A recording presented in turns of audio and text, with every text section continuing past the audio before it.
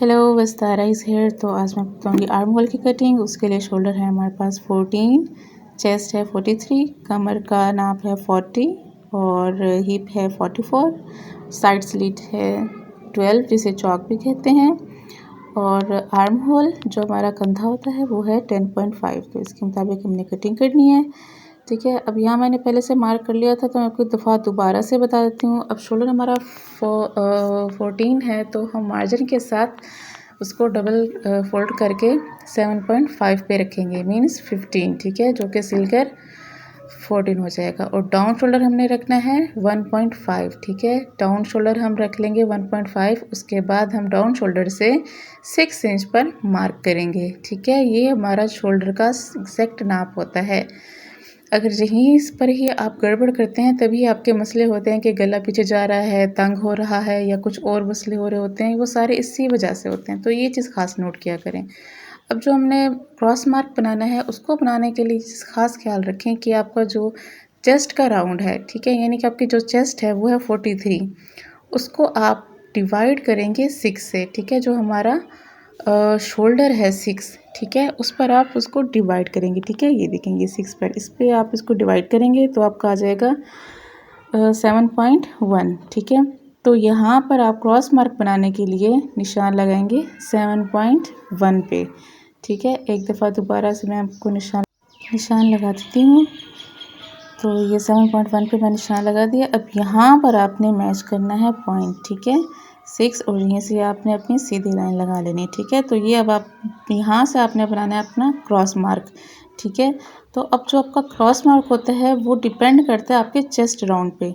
ठीक है, अगर तो आपका चेस्ट राउंड जो भी आप उसके मुताबिक ही लेंगे। ऐसा नहीं होता कि अगर आपका चेस्ट राउंड 40 है तो आप 1.5 इंच पर ही लेंगे। अगर तो आपका चेस्ट राउंड है 40.25 टू 45 के बीच में, ठीक है, जो कि हमारा है 43, अगर इसके बीच में आपका आ रहा है तो आपका जो क्रॉस मार्क होगा, ठीक है, वो आपका आएगा 1.5। ठीक है, ये आपका होगा क्रॉस मार्क। ठीक है, अगर आपका चेस्ट राउंड 40 होता है, 40 से कम है तो आपका उसी हिसाब से ही क्रॉस मार्क होगा। अगर आपका 40 से कम है तो फिर आपका 1.5 नहीं रहेगा बल्कि चेंज होगा।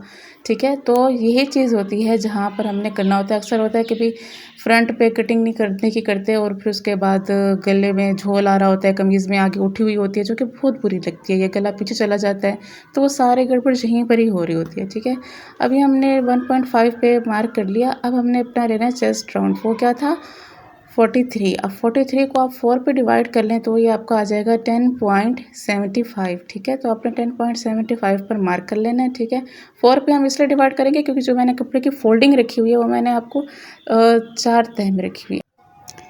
अब सारे मार्क्स पॉइंट्स को आपस में मैच कर देंगे। ठीक है, और इसको बिल्कुल कर्व की शेप में आपने मार्क करना है। ठीक है, ऐसे नहीं कि कहीं से इसकी नोक निकली हुई है, बिल्कुल आपने इसको सीधा और सेट करके रखना है। ठीक है, तो ये हो गया आपका क्रॉस मार्क और आर्म होल के मार्क। ठीक है, अब हम नीचे की साइड स्लिट भी और फिटिंग के सारे निशान लगा लेते हैं।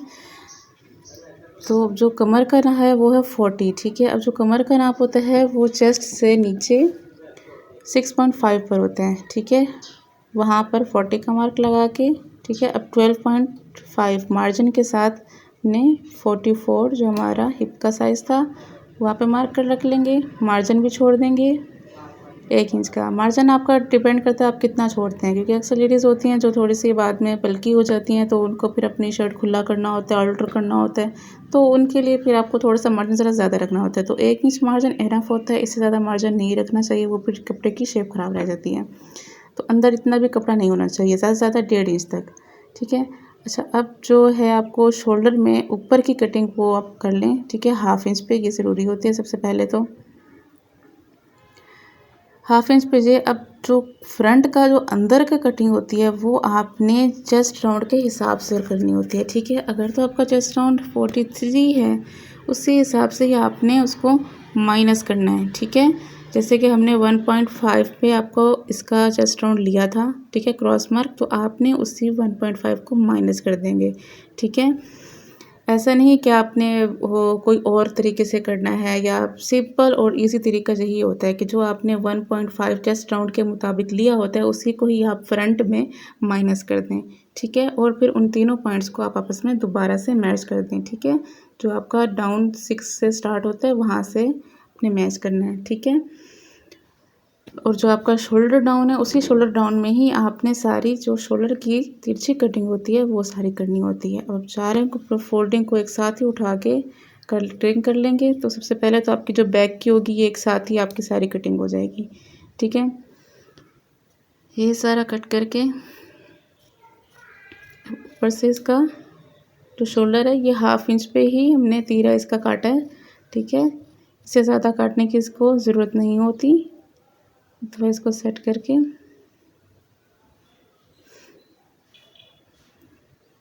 इसकी साइड से भी इसकी कटिंग फिटिंग की उतार लेते हैं ताकि हमें आगे फ्रंट की जो आपकी कटिंग है वो करने में इजी रहे।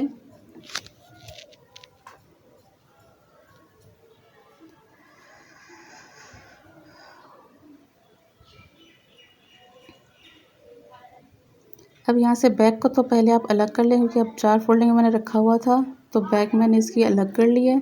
अब सिर्फ फ्रंट को ही रखा है जिस पे हमने मार्क किया था उसी को ही मैं उसको फ्रंट बनाऊंगी क्योंकि ओवरऑल प्रिंट था तो जिस पर होते हैं गले बने होते हैं आपने उस पर ही मार्क कर लें ताकि आपको इजी रहे। या आप पहले गला फ्रंट कर लें फिर बैक कर लें, ज़्यादा इजी रहता है कि आप चारों कपड़ों को एक साथ रख कर सारी कटिंग कर लें उसके बाद फ्रंट की आप अलग से कर लें, ठीक है। अब जो हमने मार्क लगाया था फ्रंट की कटिंग का जो हमने 1.5 ऐड किया था उसी को ही हम माइनस करके वहीं से ही हम कट कर लेंगे, ठीक है।